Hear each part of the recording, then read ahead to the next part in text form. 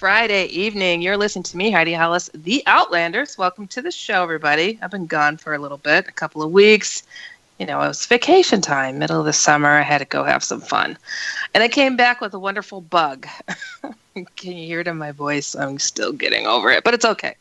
I should first tell you guys what this program is about. This show is about bringing outlandish and interesting topics to the forefront, from aliens, angels, ghosts, demons, holy encounters, shadow people to Bigfoot to the outlandish. I always say if it's weird, we're here, and now you are too, so you are among friends. If you do not know who I am, I will challenge you to go check out something that my parents, I don't know if they've even seen it. I want you to go to my main website, which is HeidiHollis.com. It's really hard. But when it comes to the outlandish, you should know this. Personally, I'm someone who has been there, seen that, experienced it, freaked out, found some answers, wrote about it, got over it, and now I'm hoping to help others do the same thing and understand this kooky world of ours. So please do go over to my website, and you will find so much stuff over there. It'll blow your mind. Mm-hmm. And I want to tell you guys how you could also hear this program. We have another phone number that you could dial. My parents do this. They dial a number, and they listen to the whole show this way. So just dial 832-280-0830. And yeah, it's pretty awesome. And if you want to join in the chat room and you can listen to the show, go to irnchat.com. And you can listen in right there. And I always welcome people to call into the program or send your messages during the live broadcast. The number to call in is 1-888-919-2355, or Skype your comments and questions to just look for Inception Radio Network. It's pretty easy. And one thing important to note, this show does get rebroadcast several times over, and most of you listen to the show through the app and other means. We're all over the place, iHeart and all sorts of stuff. So people don't often get the time to listen in live or respond live. So I get it.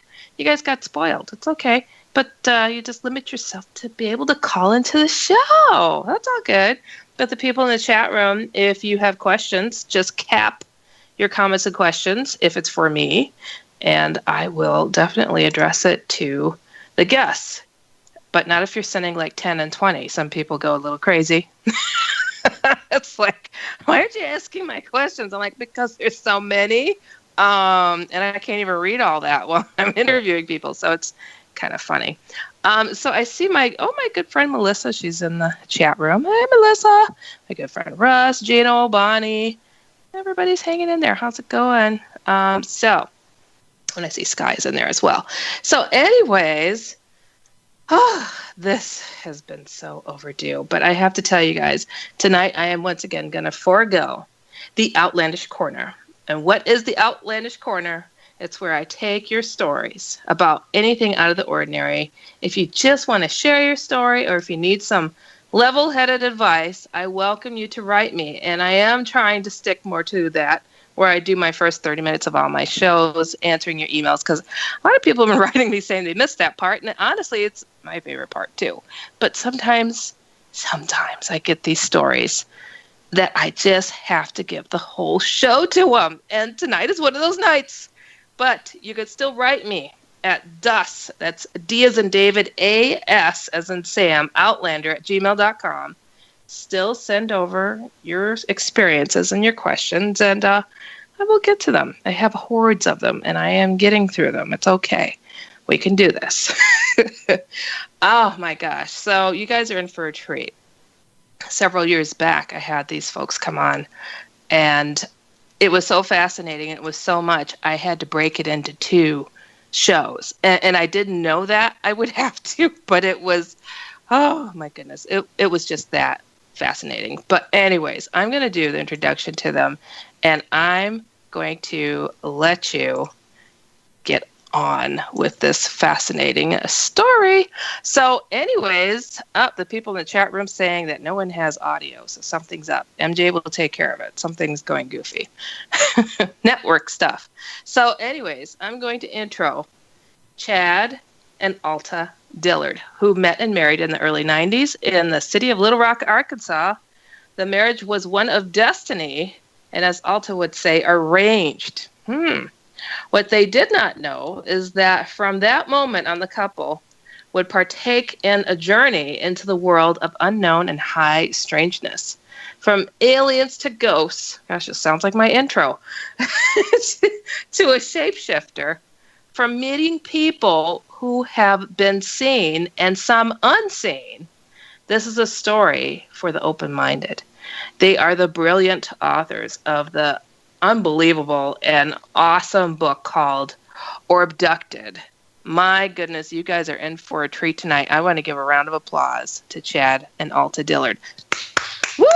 They're going crazy. Chad and Alta, how the heck are you two doing? It's been a while since we last spoke. Yeah, how are you? And thank you so much for having us back. And what a fabulous intro. The best ever. Thank you. All right. Well, cool. Yeah, your story stuck with me. My goodness. You two, I remember that you two were really, how can I want to say this gently, but it really wasn't. You guys were desperate to get your story out there. And it was like people just weren't giving you that avenue or something. I don't understand it.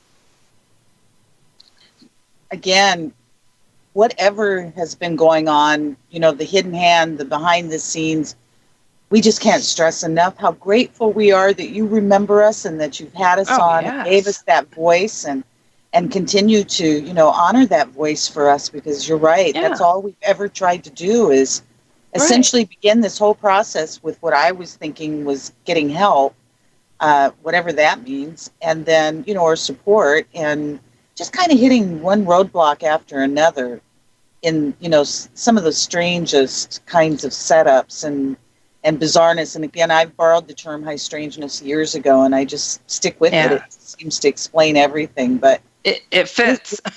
It fits, right. I can't find a better term. I get it. I just, I remember when I first spoke to you guys, and you're just like, we've run into, this kind of a researcher and that kind of a researcher, and people just weren't understanding. They weren't, they were just being so deceptive in the way that they treated you. And I was like, I felt like apologizing, but I understood though too. I've been in this for a long time, and I've met a lot of ego out there that's like, what on earth? This is not about ego. It's about getting the story and message out there. And I could tell that you guys were so sincere about what it is that you experienced and how desperate you were to get it out there. And I was like, heck yeah, get on this show. Aww. Again, so thank goodness you exist. Just thank goodness you exist. Oh gosh, man! Thank goodness you guys didn't give up. So, but I want people to hear. I don't even know where to begin because it's just so mind blowing. Please, you both walk us through your intro into oddities. Well, Chad's pointing at me, and usually he does that to begin this process. So, the boss, it's right. Yeah, that's hysterical, Heidi. And the boss is like the funniest I've heard all day, and thanks for that. Of course. So, essentially, probably because I'm 10 years older than Chad as well. We have a 10-year age difference. Me being the elder here in that regards, and so nothing wrong with that, sister.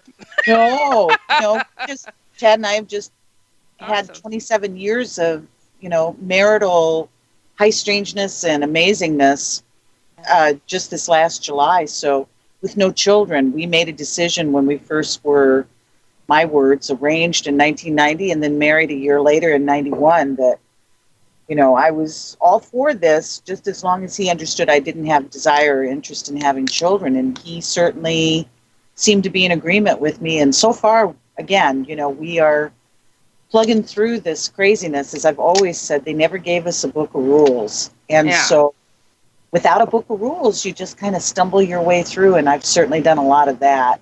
I hear you. So Yeah, How, Chad's how been a when good partner, just kind of rolling with me.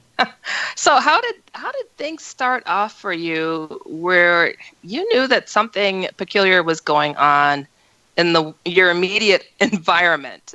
Mm. And So, first, I have to yeah, say, I hope that you two are both safe. You're down there. Where are you located exactly?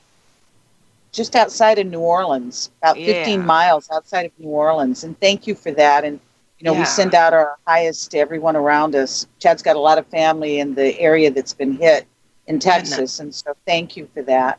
Yeah, my gosh, I hope you stay safe and all your friends and family as well. It's horrific what's been going on. The weather patterns are bizarre. Absolutely. Absolutely. Jeez. Bizarre. Yeah. So, Yeah, my grandmother's name was Irma, and this is the newest one building. this is the newest one that's out there. Possibly heading our way is Irma, and that was my Yeah. grandmother's name. Yeah. Holy And smokes, Grandma's coming for a visit. yeah, well, She had Alzheimer's. She had Alzheimer's, so we're just hoping that she forgets where she's going Right. and just sits out there and dies down. Wow, my goodness. Yeah, well, thoughts and prayers to you out there, and of course to the folks in Houston. My goodness, I have a niece that just moved out there like less than a month ago, and I'm like, I couldn't get a hold of her. I'm like, it turns out I had the wrong number. Oh, good. She had three good. different phone numbers, and I'm texting the wrong one and calling the wrong one. So yeah, but she's good, all is well. So, but still, so many people are so desperate. So thoughts and prayers to the flood victims out there. My goodness. But getting back to you guys, so you had a trip into the unknown starting in 1995 when you experienced your first UFO sighting, correct? Right. And essentially, and I'll just say this very quickly to get us to that period, Chad and I, as I've always used the words, arranged in 1990 with a lot of high strangeness. On Valentine's Day, 1990, we were a blind date that didn't happen, that ended up happening anyway. And again, a lot of high strangeness involved in that encounter. And then I'll suffice to say, just to keep people understanding this very strange connection that I've always seen and never understood, is we discovered within 24 hours of Chad and I meeting that his grandfather, who had passed on by the time that I met Chad, his natural name, his birth name is Alta, which of course is my name. And his last name is Duncan, and that's my mother's name. And I'm mixed Indian from reservation area of Arizona, with no Arkansas in my family that I'm aware of in any way. Chad's from Arkansas with no Indian in his family in any way. And to this day, we've never been able to understand or find out how in the world his grandfather had the first name, particularly Alta. It was just mind-blowing. And as I always say, what are the odds? Yeah. I mean, I can't begin to wrap my mind around it. So that, of course, was the beginning of making me very aware something was real strange going on here. And then blended with, new love and all of that and having fun and what have you. And so, we'll just go ahead and now move us into 1995. Chad and I, my mother had left, she was living in Arkansas, had left the area, moved to Louisiana. At that time, she's living kind of out in the swamp areas of Louisiana. Chad and I were living somewhere else. She let us know where she was at and that she was asking if we'd be interested in coming and joining her. And we certainly were. So Chad and I relocated to Louisiana. So at this time now in 95, we're living about an hour outside of New Orleans in a pretty remote area outside of a small community called Hammond, Louisiana, which at the time, or still is a small college town or a university town. Now, we live several miles outside of that, kind of, as I say, out in a rural area. I'll have Chad share with you now what happened in 95 that basically I feel really started waking us up to this. I'm not sure what to call any of it anymore. Yeah, we had just kind of come into town, and the road kind of makes a bend. There's a bend in the road, and there's a group of trees, big tall pines, and back behind that was the local Walmart shopping center. But when we come around the corner, around this bend, past these trees, we look up in the air, and we were going in for dinner, but it was an early dinner. It wasn't like late. It was still light outside, so we could see, fairly well. But when we get around this group of trees, there's this craft in the sky, and I mean it's huge. It's bigger than the Walmart. It's like Battleship or Stadium or filled football, the sky. It just filled the sky. It was huge. Right. It was Wow. very, very dark, very black. It kind of shaped like a rectangle, but not as wide on one end as the other. It had 2 or 3 lights on the smaller end, 3 or 4 lights on the wider end, moving very, very slow, even if at all. It was just like almost hovering, but I do believe it was moving. Now, Wow. as far as the traffic on the street, nobody was pulling over, and no panic, no people pointing their fingers in the sky or anything like that. But Alta and I both look up at it at the same time. I look down. I'm driving. It's on the right-hand side of the road. I'm driving. I look kind of down at her. She turns to look at me real quick, and I look back up at it just to make sure I saw what I thought I saw, and I saw what I saw. And without saying a word, Alta's already looking forward. I face forward, like, focus my attention back on the road, and it was like, in my mind, I was like I was saying, like, okay, if we don't look at it, if we don't see it, it don't see us. And I didn't, nothing going on here, it was like, is like Alta says sometimes, it's like our brain exploded. It was just so, Wow. because it was just huge, and it was like right there in the open sky. It was My below goodness. cloud level. And I guess that was really my first experience as far as, like, not opening my eyes to different things. Wow. So at that time, Chad and I. Oh, I'm sorry. No, I was just so that's what really got you guys to open up your minds to other realities. Which, hello, that's like a big smack in the face. Like, we're here. Oh, boy. But the funny thing is, we never talked about it. When we went on to dinner that night, we didn't speak about it. We didn't talk about it. We didn't acknowledge it. We just went on about our evening.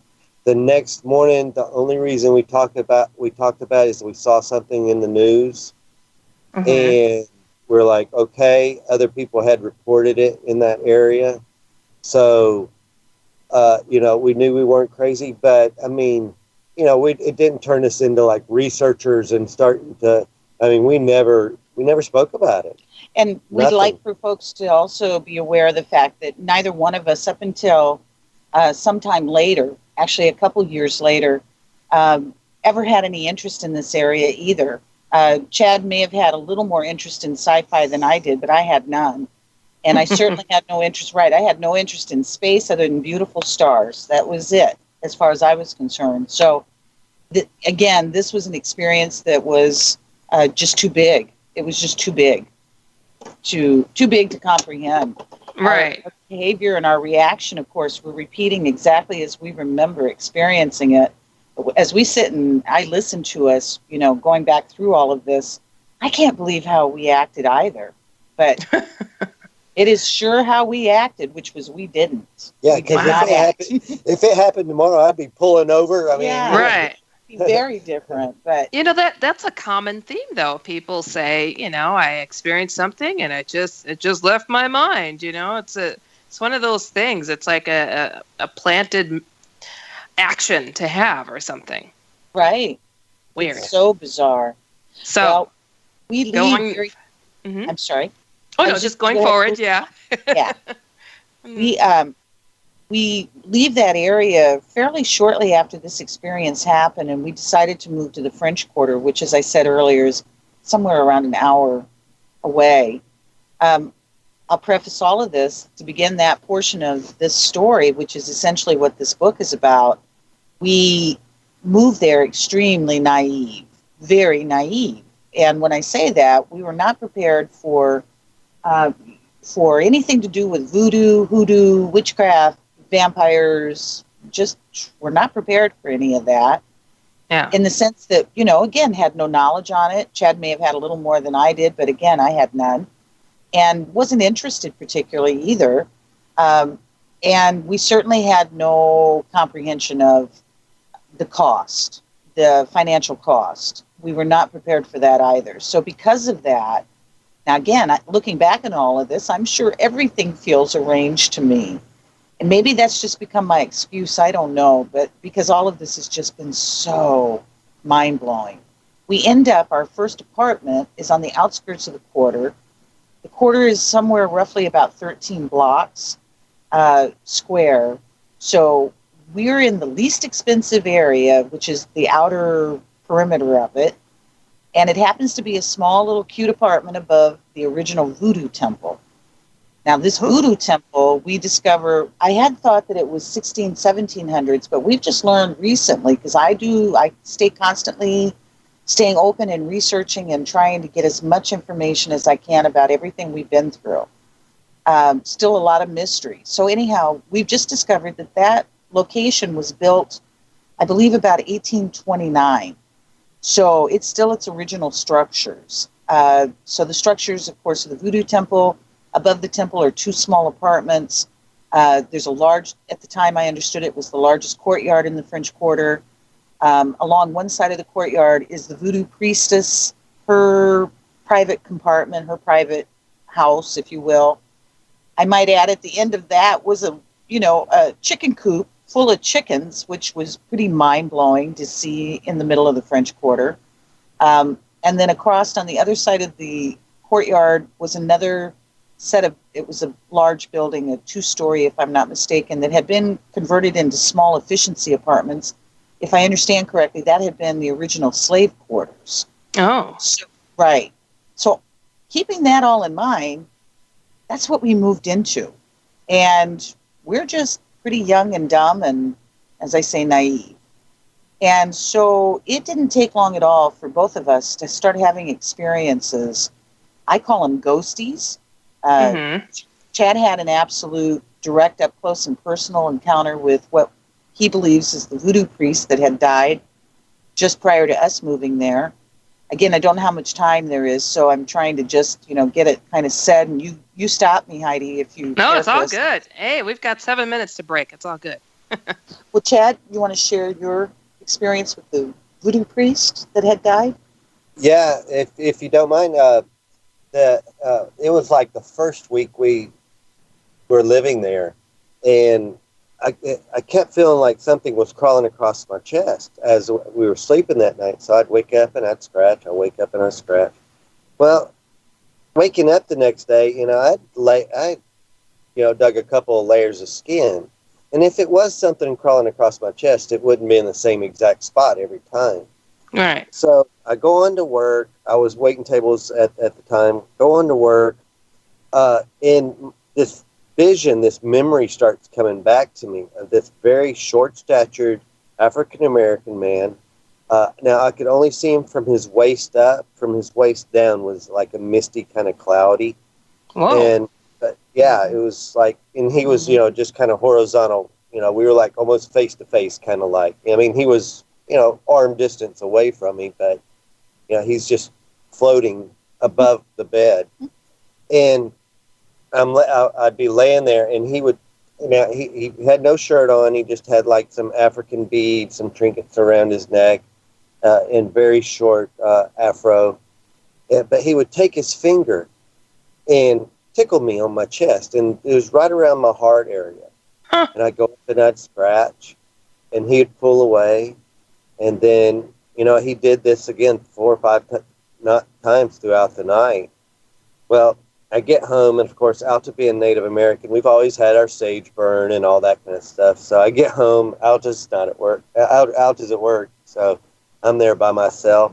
I get in there, and I get that sage going. I got her fan, her her dance fan, and I got it going. I mean, it's smoking up in there, And I'm like, hey, you ain't got to go anywhere. I said, I'm going to paint this apartment and clean it up. I said, we're going to have us a nice place. Just leave me alone. And just leave me alone. You ain't got to go nowhere. Just leave me alone. Leave us alone. And so, I go on, never had any more issues with that. A couple months later, another couple that had been married by the voodoo priest. They moved into the apartment down below us, and they were showing us their wedding pictures. And they said, oh, yeah, and here's priest such and such. And I looked at it, and I'm like, oh, my God. And I told them the story that I just told you. Mm-hmm. And they were like, yeah, that sounds exactly like him. He was a trickster. He was, he would test you, and, to see if, he wanted you to hang out with him or be in his presence or, be in his space, for, unless you're a tourist, of course, but, and right. Then, yeah, so that was really crazy. So that essentially, was our introduction, if you will, to this space and this environment that was around us. And then I'll just kind of preface it as we move forward. The time that we lived there, I had my own personal experiences, such as a Virgin Mary-like apparition encounter, although she seemed to be, whoever this being was, seemed to be fully bodied. It wasn't ghosty. And in that same experience, this was what I would call a time slip. I had a time slip in this apartment. And then along with her were 3 females that were all young black women that were probably in their late teens, if 20, that were very tattered looking. Their hair was crazy. Their dresses were extremely tattered. But they were the most beautiful, energetic beings that I felt like I'd ever been around in my life. And they were so happy to be with me. Now, again, I'm only describing what we experienced and how we felt. I'm not saying I believe any of this. It's just literally what I experienced, and it was mind-blowing. Just taking place in this apartment and on this property. If I might now, again, I realize time is very short. What we've discovered is this took place in 95. Yeah. We left that. Now, you fast forward 10 years from 95 to 2005, you have Katrina hit. Katrina hits, and everything is evacuated. Now, Chad and I had moved in 2001, so we're long gone by then. But in 2005, a young couple moved into our apartment named Zach and Addie. If people are listening, Google them up. It'll take you immediately to what we're sharing with you. We discovered this young couple. The short story on this is this young couple refused to evacuate during Katrina. So they also were very serious alcoholics and drug addicts who also were people who really were cared about in the French Quarter. They were well liked, and they did all their part in trying to help others as well. They just had these other, lifestyles. So when Katrina hits, it's perfect for them because they won't evacuate. So the French Quarter is theirs. They kind of rule. Right. And then Katrina lifts and the world comes back again. So their world changes immediately. Now, just to get you, the reason I bring this up is he kills her in this apartment. Now, he doesn't just kill her. He cuts her up into pieces. He's got her head cooking in a pot. He's got pieces of her in an oven. He's got pieces of her in the refrigerator. He goes over to a local hotel, a very nice, expensive hotel, where all the tourists go and stay when they come here. He goes to the rooftop. It has it's a party up there. It's a bar and a band playing. Rooftop bar. Thank you, Chad. That's that word. He drinks and he carries on apparently for however long he's up there, quite a while it sounds like, and then he just walks over to the edge and he jumps off. And when he hits the ground, he's got a note and the key to the apartment instructing the police to get there. So when they get there... My goodness. I got to hold you right there because we're about to go to our first break. This is a good way to leave people hanging. You guys are listening to me, Heidi Hollis, the Outlander, and we will be right back. Welcome back, everybody. You're listening to me, Heidi Hollis, the Outlander. Remembering always, if it's weird, we're here. We're giving you advice and insight on outlandish topics. Phone lines are always open. 1-888-919-2355. And we are speaking with Chad and Alta Dillard. And you guys, the story's going to really get deep here in a minute. But I wanted you to finish up your story there, Alta, and what you were sharing just before the break that left everybody hanging. Right. So I can just finish that up with sharing with everyone. If you're interested in looking further at what I was just mentioning about that apartment, this couple and this horrible murder-suicide, young man came out of New York City, an author, moved himself to I believe he moved to the French Quarter, relocated and lived there for a long time, for several months, researching this, and then wrote a book that I understand has gotten rave reviews. And it's called Shake Off the Devil or Shake the Devil Off. And that will show you that whole insane experience. Now, as I said, that took place 10 years after we lived there. Now, Chad and I have just removed back to the New Orleans area after being gone for 15 years. And we've discovered in the year that we've moved back here that area, that whole location has burned to essentially, not to the ground as such, but absolutely destroyed. Goodbye, summer. Hello, new fall fashion. This is a great time to shop Macy's Backstage. I know, prices are so low you never need a coupon. They have all the hottest looks for the new season. For men, women, kids. Plus shoes, accessories, handbags. Pet gear, toys, home decor. All our favorite brands, great designers. We always find something. Best of all, new fall finds arrive every week. We'll miss you, summer. But fall looks awesome. Macy's Backstage savings for everyday life. Visit Macy'sBackstage.com for a location near you.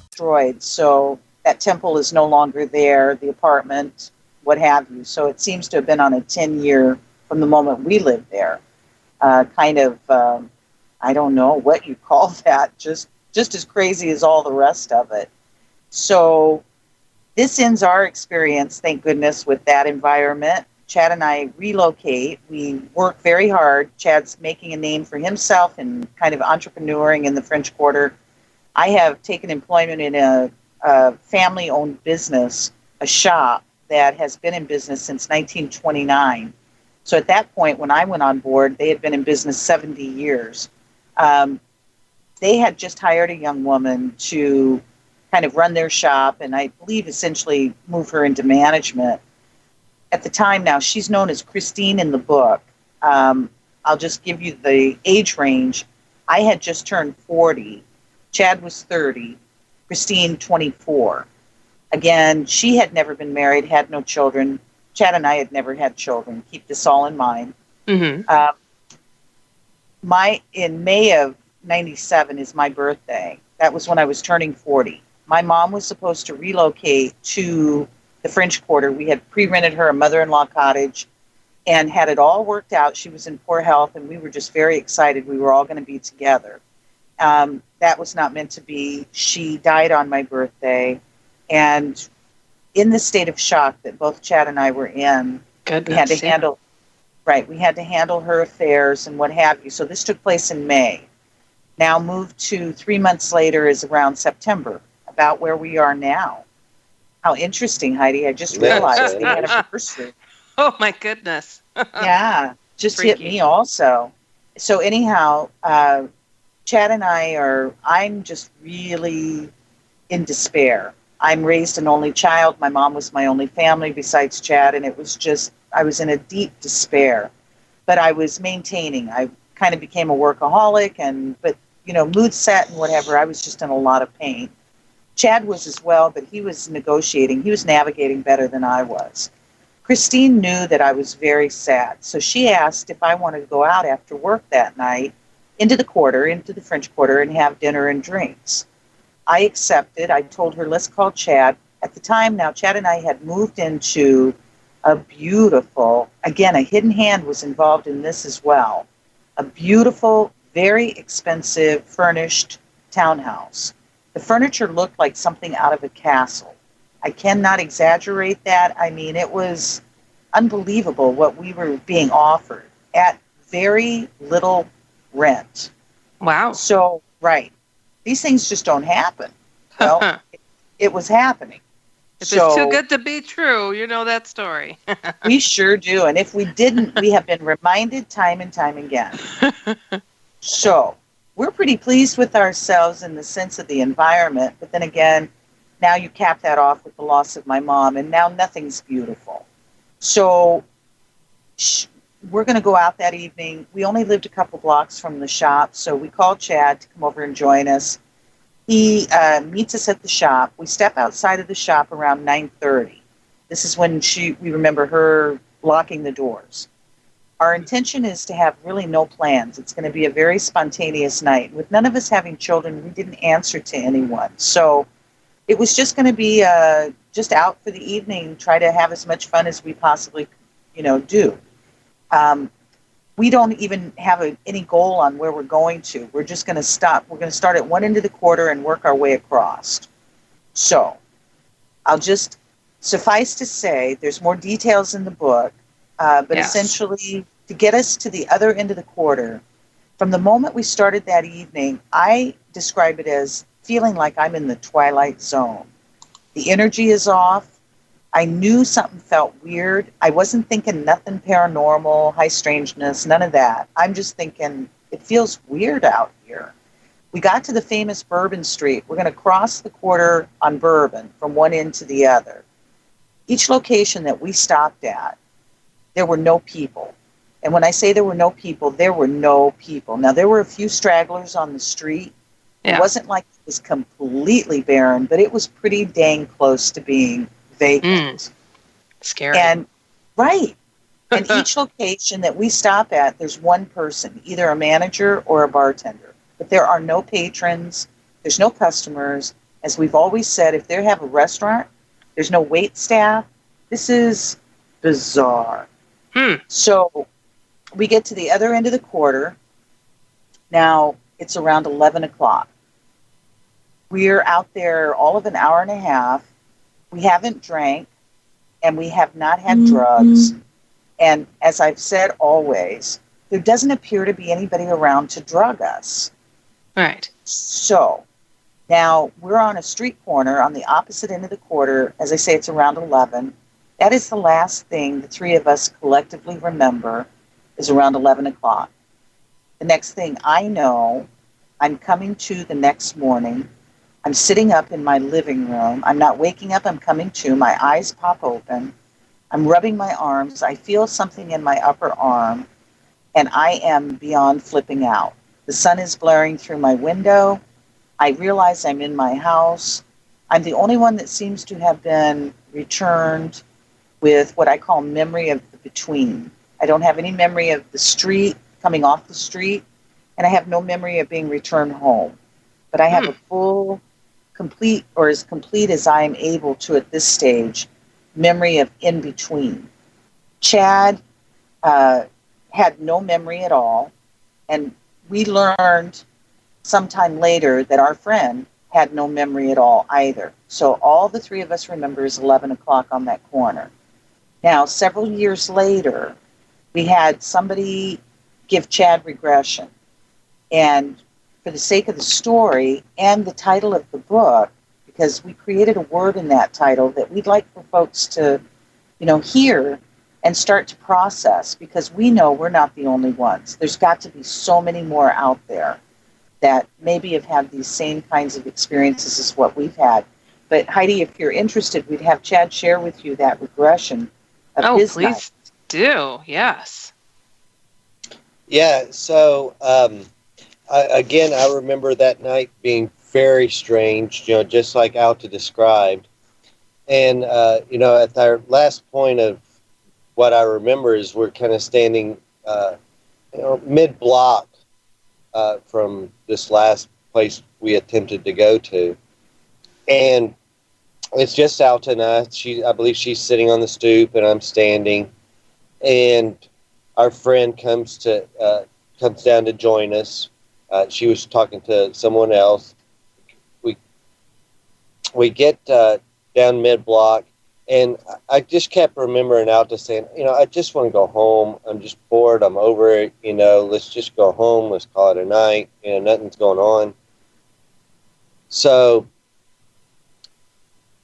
in my regression, I remember us having this discussion, and I noticed this bright light coming from kind of around the corner of the building. And it was just this very, very bright light.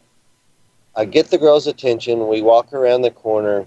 We step, a couple of steps around the corner, and we see this orb.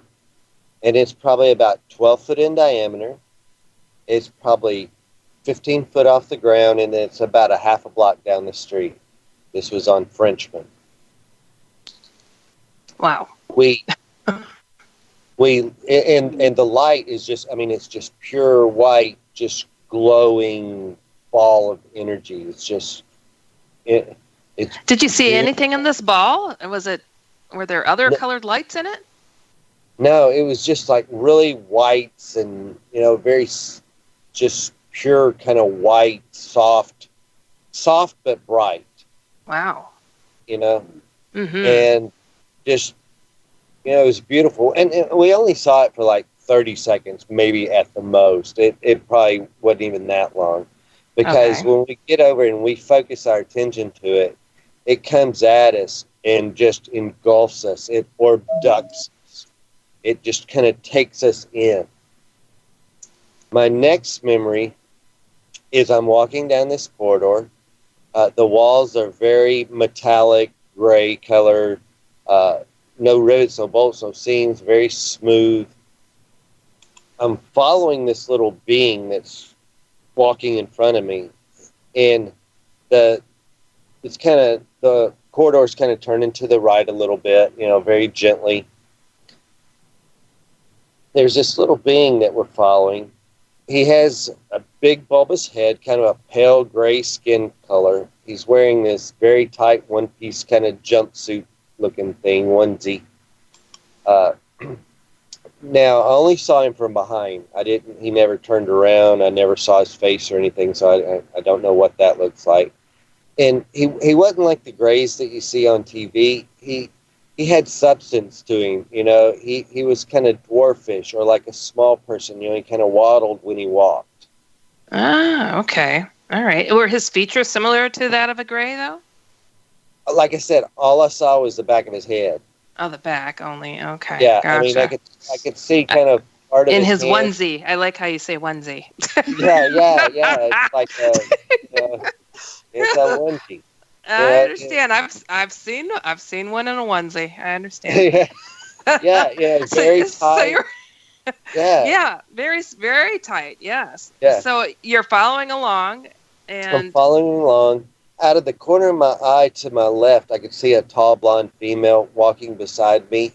Now, this does kind of describe our friend that was with us, but I didn't turn to see if it and look to see if, or I don't remember turning to see it and looking to see if it's her or not. And I wasn't in his story. Yeah, I never remember seeing Alta. My next memory is I'm in this room, and it just seems infinite. It just seems huge. Now, it's very, very dark. I can't see walls or anything like that, but it just felt, like I said, infinite. I could see my immediate around me. Again, it's very, very dark, but I could kind of see my immediate. And then off to my left, I could see a tall, blonde female laying on an examining table. She was nude, but her body was censored from head to toe. So again, I could not see who it was or what it was or anything. Never seemed this person was never in distress or anything. Almost like in a coma or something like that. They were out. Right. There were three beings around her, one on each side.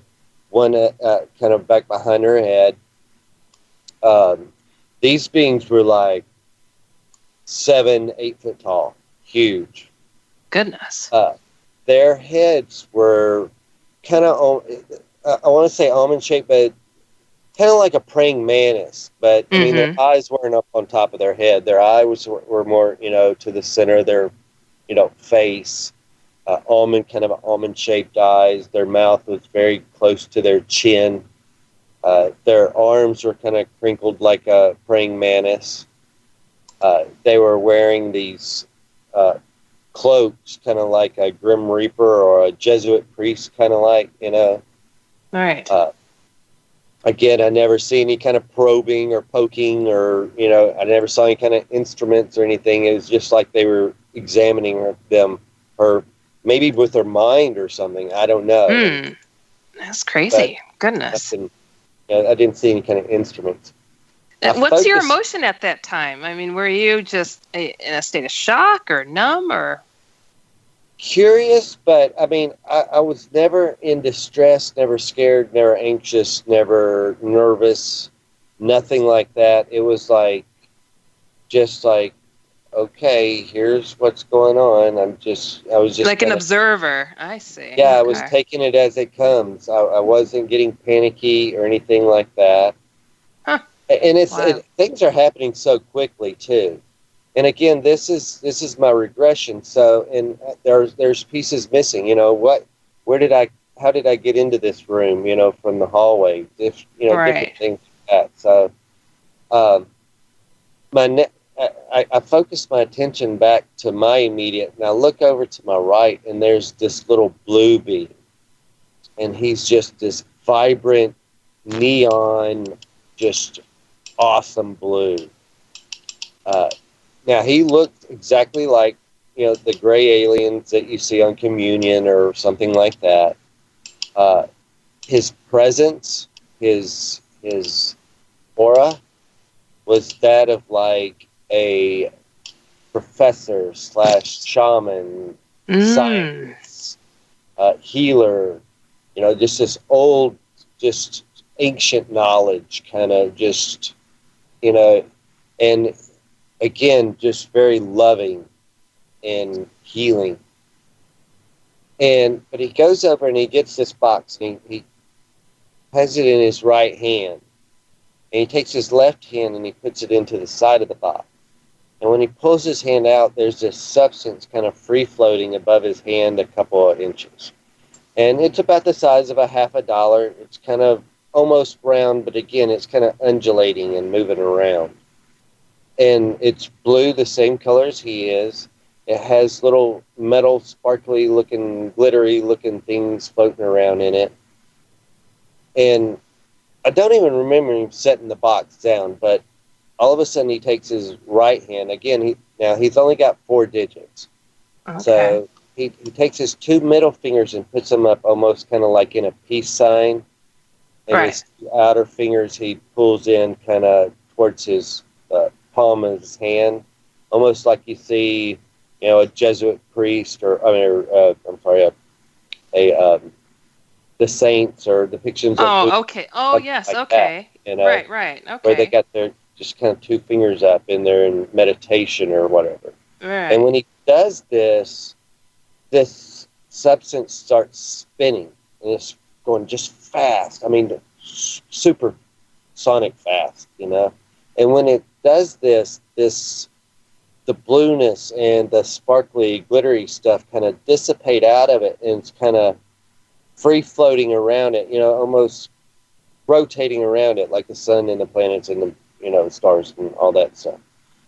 And it starts kind of slowing down, and when it's just kind of barely turning, real slow, I could tell it had turned into this like double-pointed pyramid crystal. It's very clean, very clear. And I remember thinking to him, why are you showing this to me? I'm not a doctor. I'm not a scientist. I'm not an engineer. Why are you showing this to me? This is something very important. And he told me that I would know in time or when it's time. My next So did any like extra insight come to you with that message? At any point? not directly from him yet, so I'm kind of really waiting. Now, back then, I think I was thinking this might be some kind of a power source like electricity, but I think it's more of a power source like in healing or spiritual energy, possibly, instead of the electricity we need to run our body. Okay, I gotcha. And again, that's just a feeling. It could be a combination of both. I don't know, but it felt very powerful energy. So again, in the beginning, I thought I was thinking more electrical, but now I'm thinking more, body, mind, spirit. Right. Okay. All right. Got it. Huh. So my next memory is I'm in this room, and there's two walls, very straight, one that's kind of concave. Again, the walls are gray, metallic, no rivets, no bolts, no seams, very smooth. And there's this overstuffed leather chair in the middle of the room. And I remember thinking to myself how out of place it is. And it looks comfortable, but it's not. So I never even sat in it or paid it any more attention. I focused my attention to this wall that's kind of concaved, and I get a little closer to it. And what I thought was a solid metal gray wall, I could see through it. It was like a wall window. And again, this wall is probably 15 foot or better, 10 foot tall, so it's big. It's, 10-foot ceiling. It's a big room, in this big wall. And I could see through it, and I could see stars and planets. And, it was like I was out in the galaxy somewhere, Oh, and, amazing. Did you recognize any of the planets? No. I mean, it was very off in the distance. It was just very surreal. I didn't notice anything familiar at all. It was just stars and planets, and I'm just sitting there in awe. And all of a sudden, this little ship comes past me on the right outside this wall window, and it jets past me, and it gets about 8, 9, 10 foot past me, and it stops, and it comes back. And, it was moving fast. And then when it stopped on a dime. Pow, and it came back. And it's right outside this wall. It's probably about 3 foot long, 2 foot at its widest, kind of a football rugby shape. And it's got little wires, antennas moving around, shuffling around. It had little lights blinking. I could feel intelligence coming out of it. It sat there for maybe 30, 45 seconds, not very long at all. It was like it was surprised to see me as I was it, kind of thing, Right. Or, it stopped. Oh, look at the monkey in the zoo, Mom, kind of thing, Like, maybe. what are they doing with him there? Yeah. Oh, no. Where'd they get that thing, Oh, my gosh. I don't know. It was just very strange, and it sat there for 30 Don't they call that rubbernecking on the highway when you turn and you see an accident and you're like, skirt, what? Yeah. You slam on your brakes and you have an accident yourself. Wow. Because it was just a couple of feet, outside this wall. It was like we were face to face. It wasn't like it was, 20. Yeah, it was face to craft. It wasn't like it was 20 feet away, or anything. Amazing. It was right outside this, wall window. Right. And it shoots off, and my next memory is waking up in bed the next morning. Oh, not too shabby there. Goodness. That's pretty and darn there's so cool. much more missing. That's the thing is we stay so open, both Chad and I, this far into all of this, because that's not, our only event. We've had many things happening to us. And the point is that when we got when we were able to find this person to give Chad regression, a lovely lady, but this was not an area she was familiar with. And it was very evident once they got into the regression, every time that, Chad would start to describe, my take on this is being with a different kind of being, she would sound afraid in the recording. You'd hear nervousness in her voice. Right. And then she'd move Chad away from the experience. And I'm like, wait a minute. No, back him up. There's more. Wow. Oh, my God. Right. So, the fact that he got that much is just mind-blowing to me. But, gosh, I mean. Goodness. I hate to say we got to get to our next break. You guys, you're listening to me, Heidi Hollis, the Outlander, and we will be right back.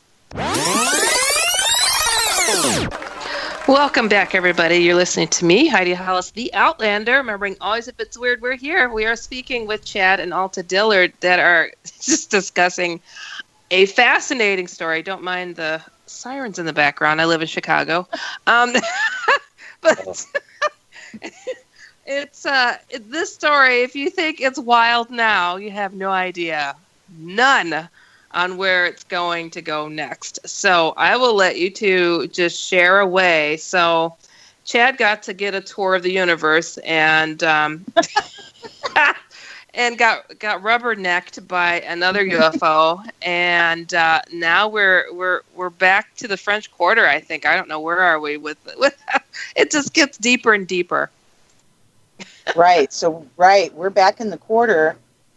If I might then, our friend that was taken with us, our language for it taken, she's given us permission, but maybe very wisely on her part. She never had any intention to ever go public or be, and let me also mention very quickly, nor did Chad and I, we never intended to be public with any of this. We're certainly not add a book to all the billions of books that are out there, but we discovered, again, we're on our own with this, and we had enough folks that gave us credit for coming forward and said they thought it was worthy of a book, so we've certainly given it our best shot. But she made the, conscious decision not to be public. But I did get her portion of this in writing, and I have that online. I've not made that public yet either. But the fact is her account is so different than what you just heard from Chad and his regression. Right. My experience is completely different than his or hers. So we seem to all be having very different experiences. So if I might, I'd like to share what we know about her experience. Please go there. Okay. Right. So we need to back up a short time prior to that night in 97. I'm not sure how long, but relatively very short amount of time, whether it was days or weeks prior to us being taken in 97. Our friend Christine, as I said, is 24, not married, no children, very single. She's dating a guy, and I always use the words for a minute. His name was Will. I called him Dark Boy because he was what I considered her polar opposite. She's tall, slender, long blonde hair, very attractive. She's got a very strong personality, but no drama queen at all. She has a very firm, what seems to be a good sense of right and wrong, her right and wrong. But again, no drama queen. This guy that she's dating, he's quite adorable, but he's dark. I call him Dark Boy. He's got long, dark hair. And he is just, he's not that gregarious kind of what have you. She only dates him, as I say, just for a very brief time. When she decides she's ready to give him my words, I like your butt kind of story. Huh. She invites him over to her. She lived in a duplex at the time. She invites him during daytime to come and meet her over at the duplex. They're standing out on her front porch. She's got very clear view of what she's seeing. He's only a couple inches in front of her face. She says as she's beginning to tell him about she'd like to see other people, whatever her language is. And she's very direct, but she's a sweetheart. She'd never want to hurt somebody. And she says that he becomes very emotional. And the way she phrases it, it's not only on the outside, it seems to be from the inside as well. I thought that very interesting statement because she says that he shape-shifted into a wolf. Into a wolf. So now he is Wolfie Boy. She said that she turned her head away instantly. Again, remember, he's only a couple inches in front of her face in daytime. Right. When she said she turned her head away, I, for one, will never question anything she's ever said, because that's what I did when we saw that. I used the word floating city back in 95. My brain exploded. I know hers exploded when this happened to her. She looked back at him. Now, this is all happening very quick. When she looks back at him, he must have shifted back into human and then shifted a second time. When he did it the second time, she said in a very stern voice, I'll clean it up for the show, you just turned into an effing wolf. She said he responds in a very startled voice. You saw that. Now, that happens just before we have this crazy experience, huh? Right. So, her story is she remembers 11 on that corner with Chad and I, just the way we've described it, for the most part. Now, I have to admit, when she rewrote this for me, it was 7 years or so after, maybe even longer, maybe 8 years or so after our experience.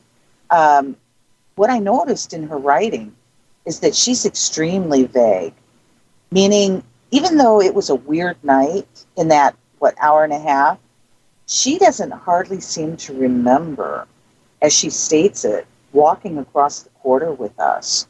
It kind of is sort of blank. And I found that very interesting because when we're having the experience, the three of us, before 11, before our lights go out, as they say, or a light takes us, she is, engaged and interacting just like Chad and I with what the hey is going on? Where is everybody? Kind of stuff. Right. So anyhow, her vagueness I found just very interesting. It just seems to be leaving her, this experience. So anyhow, she claims that she remembers 11, and then she says the next thing she knows, she's behind the steering wheel of her moving car. Goodbye, summer. Hello, new fall fashion. This is a great time to shop Macy's Backstage. I know, prices are so low you never need a coupon. They have all the hottest looks for the new season. For men, women, kids. Plus shoes, accessories, handbags. Pet gear, toys, home decor. All our favorite brands, great designers. We always find something. Best of all, new fall finds arrive every week. We'll miss you, summer. The fall looks awesome. Macy's Backstage savings for everyday life. Visit Macy'sBackstage.com for a location near you. It's moving slowly. It hits a parked car and it knocks off her rear view mirror, which is what jolts her too. She says it's in a whole other section of the city from where she parked the car, like miles away. It's somewhere between 3 and 4 in the morning. Now she says that from 11 until then, it's missing. There's nothing there.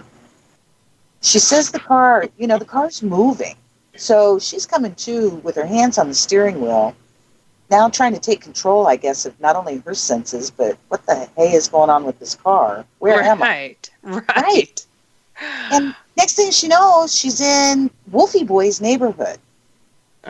Well, Wolfie Boy, I assure you, is somebody she would never, ever choose to see again after having that kind of mind-blowing experience. I would say so. Right. So she ends up in his neighborhood, not a good neighborhood for her to, he's in the hood. And this is not where she needs to be at 3 and 4 in the morning, tall, skinny, long blonde hair. Right. She says his house he's got an apartment that's like in a big old house. It's been, I think, converted into like a fourplex, something like that. It's got a big gate, like an iron gate around it. It's normally locked, the fence, what have you, and not this morning. It's open. So, it's all just so creepy as I repeat this over the years as we've shared this story, because it is, as it feels to me as I repeat this, like a really cheesy horror movie. Right? Because you paint the picture really clearly, because it's just like, yeah. I've seen enough of the American Horror Story series. Right. Little clips of it here and there, and I'm like, yeah, this fits right in. This is about it. You've heard of skinwalkers, right? That's what this guy sounds like. Yeah, absolutely. I'm from Arizona, reservation area of Arizona, and And I might also mention, since you brought that up very quickly, just with all the other high strangeness in our lives when we moved to New Orleans, right after we moved to the quarter, I have a photo that I have to this day that I keep on the table around me. It's of my mother. It's the last photo of my mother before she crossed. My mother and I are in our regalia with each other. I've always had my native regalia. My mother and I had almost matching dresses. We look very much alike. The reason I bring that up is this is a large photo. We're having a ceremony. There's a blonde woman in the front of that photo, and it almost looks like the picture is being taken of her. She's so obvious in the picture. She was a good friend of ours after we moved here. She happens to be from Utah. Not only is she from Utah, her mother is a horse rancher who their property is right there where Skinwalker's ranch, where the Shermans. Right. Now that's we don't know nothing about Skinwalker in 95. And I had no idea. And she kept telling me, you need to go to Vernal, Utah. You want to see alien. And I'm like, no, I never said that. I never said that. But anyhow, so it's just been that kind of bizarre connection. So back to Wolfie Boy. She goes through the open gate, up the steps, up the porch. He's sitting like right inside the dang frickin' door. The door is wide open. It's either a screen door or just wide open. She steps up in there and he's playing guitar, like under a overhead lamp. I mean, it's just so bizarre. Yeah, that is. Right. She says he stops playing guitar and she's walking towards him, which just shocks me. And she said then she becomes, I call this a controlled hysteria, but she defines it as hysterical, where she's just crying. And we've known her. We're still connected to her all these years later. And I just don't remember her crying. Let me just say that. She's just not that kind of person. I'm the crier. I don't remember that with her. Well, she's becoming, emotionally coming apart at the seams. She says he puts the guitar down. He walks her into a room and lays her down. She says she cries herself to sleep. She said that she wakes up probably an hour or so later, she figures, because the sun seems to just be rising. She says she's dressed. It doesn't look like he's done anything to her. She said she gets up and she gets again, cleaning up the language, flock out of Dodge and doesn't look back. Now, that's her last encounter with him. But now, Chad, you go ahead. Yeah, Alta didn't mention when she came through the door, he looked up at her and said, either I've been or we've been waiting on you. Waiting for you. Waiting Whoa. for you. What the heck does that mean? Yeah. Right. So now if we might, just to finish, again, that portion of this story off, this all took place in 97. Fast forward to 2001. Chad and I use the word imploded. We have come apart, him and I, and we've had our separation. Chad decides to leave New Orleans, goes to Alabama where his family lived. He's going to go to work for his dad. I choose to stay behind. That was not a good move on my part, not a good move on either of our part, but me in particular, because I'm not doing well. I'm become a workaholic, so I'm throwing myself into work just to keep myself going. I get out of work one afternoon, and it's a beautiful day, and the streets are packed like I'm used to. I hear somebody yell my name across the crowd.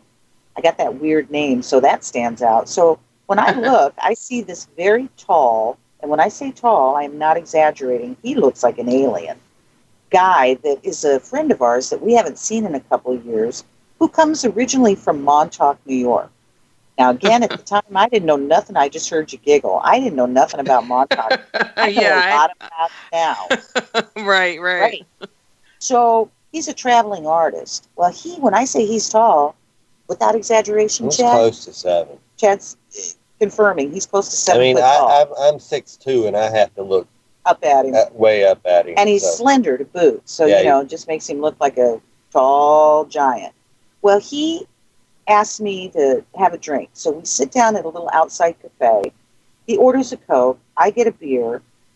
By the time it takes him to roll a cigarette, we're talking about Chad and I being separated. He's very distraught about this.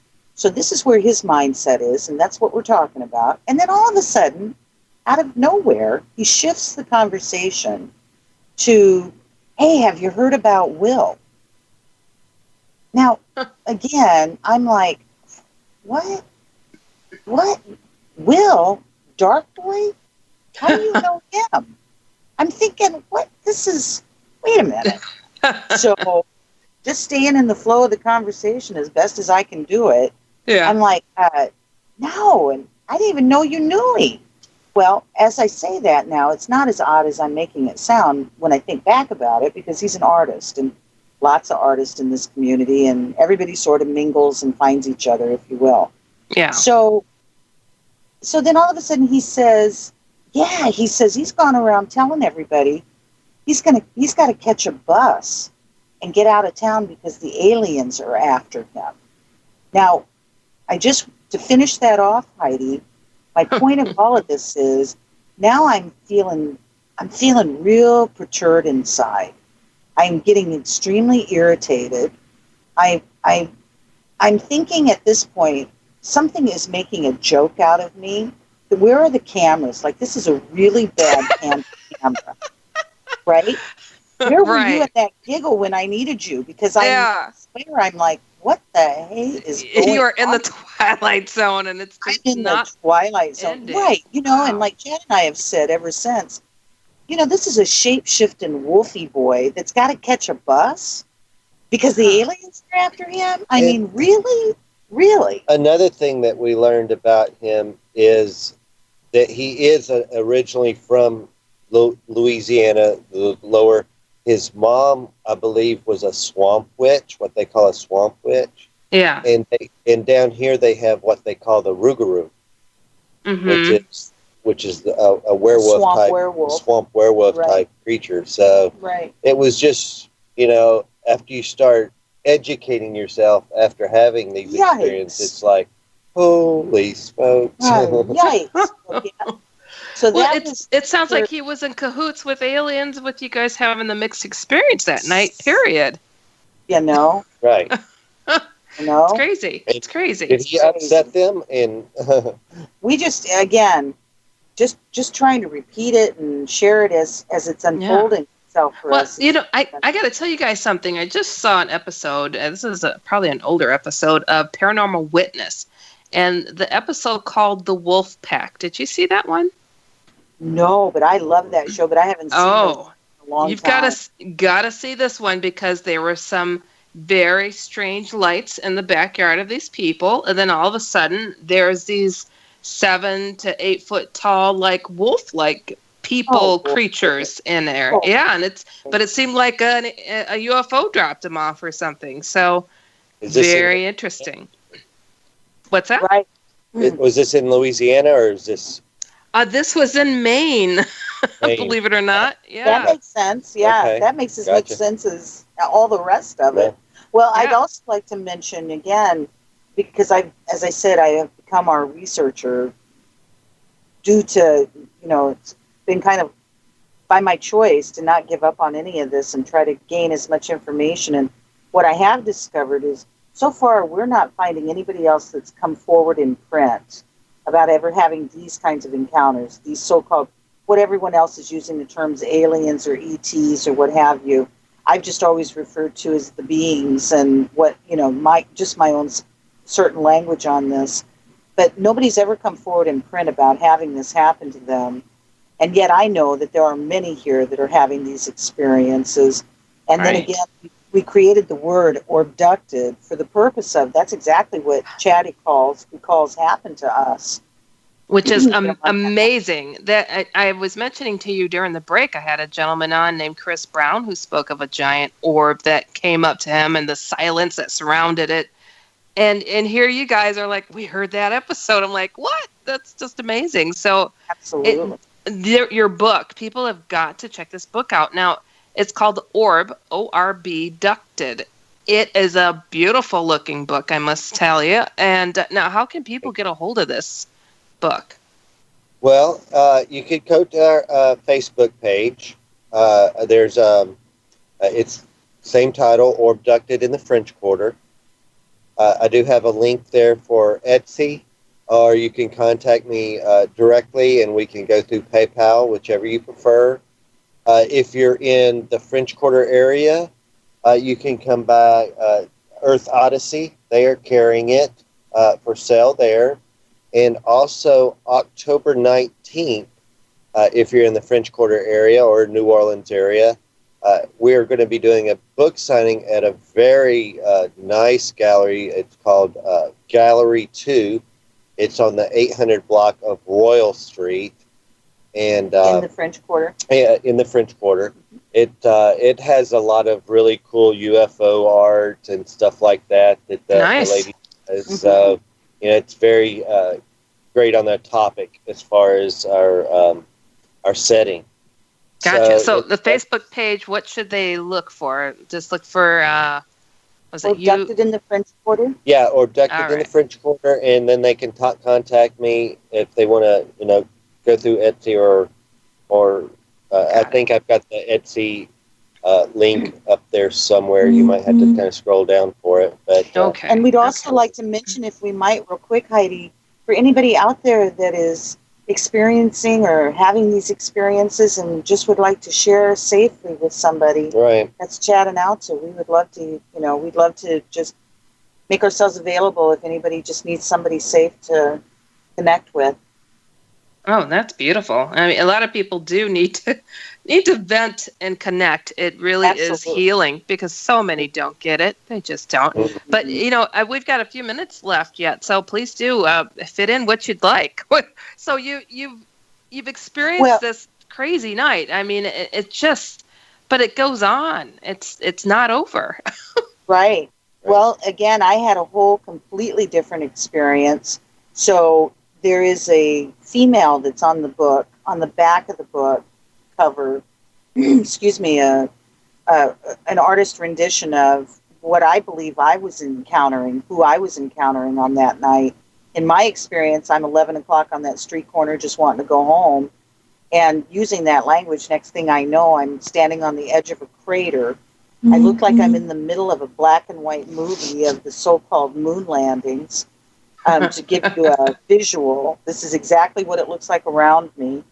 I'm looking down in the crater. It's a large crater. It's got what appear to be orb lights all around the perimeter of the crater. These orbs of light are white, and they are, double large watermelon size. And they go all the way around the perimeter as my lighting. When I look down in the bottom of that crater, there's a big metallic structure. I don't know if it's a hangar, a craft. I don't know what it is. There's no movement down there at all. That's all that I see. And now keep in mind, everything is happening very fast. Before I can take any more time to take that in, I'm aware that there is something behind me. I kind of pivot around. I don't completely turn around. This is the creepiest part of this story, as if all of it's not creepy. There appear to be human-looking people dogpiled behind me, several feet behind me. There's only I know at least 2, 3 possibly. Again, it's all happening very fast. Different ages. I think there's a young female, an older man. They're all dressed. They look like they're in suspended animation. I don't see any distress. But again, before I can do anything, now I'm aware, oh, wait a minute, there's something right next to me now. Yikes.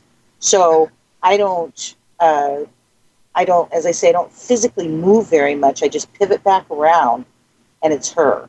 And the her is that artist rendition of this female, this blonde female. She is she's over 6 feet tall. She is what I consider, I had no idea until I'm having this experience, my idea of perfection, outwardly and inwardly. She has long blonde hair. She's got a bodysuit on, and she is in perfect proportion. I am so happy to be with her. I just want to express that. I can't say that strong enough. I don't care who she is. I don't want to ask any questions. I don't care about anything. I've said this before. My emotions are, if I was a puppy and I had a tail, my tail is wagging off. I am so happy to be with her. Wow. And I feel I'm home. Whatever that means, I feel I'm home. My head then goes up, my head goes back further where I'm looking now up into the sky.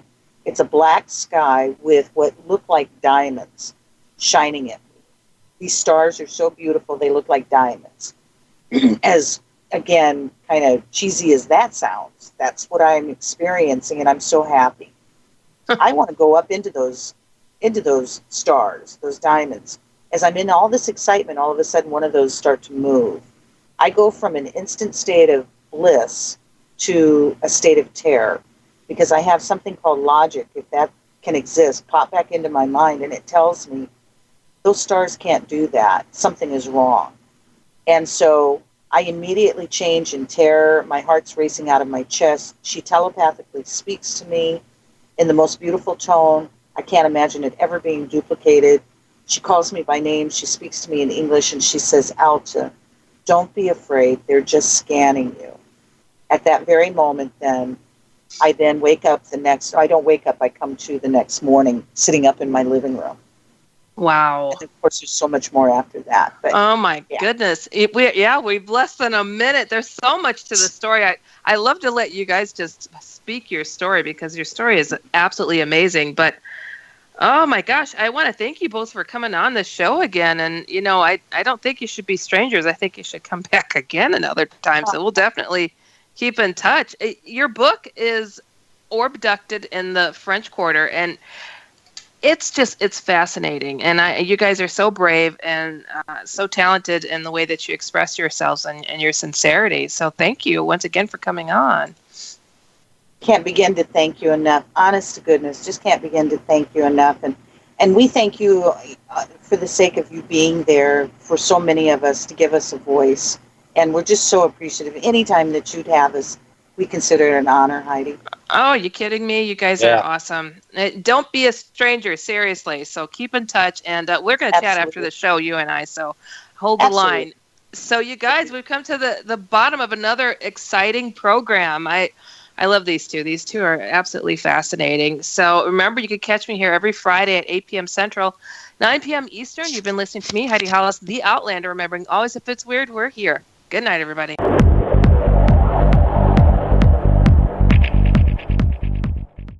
Goodbye, summer.